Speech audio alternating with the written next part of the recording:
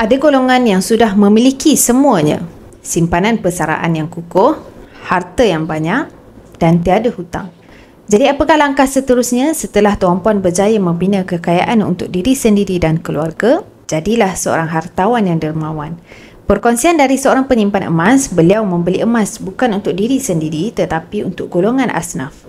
Beliau membantu untuk membuka akaun public gold di bawah nama asnaf-asnaf tersebut sebagai simpanan permulaan untuk mereka mengubah kewangan diri dan keluarga di samping untuk simpanan masa depan mereka.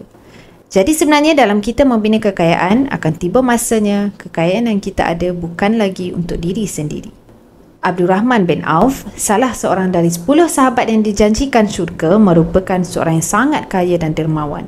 Beliau sering menggunakan hartanya untuk kepentingan umat Islam dan membantu mereka yang memerlukan. Jadi miskin itu tidak hina, tetapi dengan kekayaan, Tuan Puan boleh buat lebih banyak kebaikan. Semoga perkongsian saya bermanfaat dan boleh follow saya untuk info lanjut tentang emas.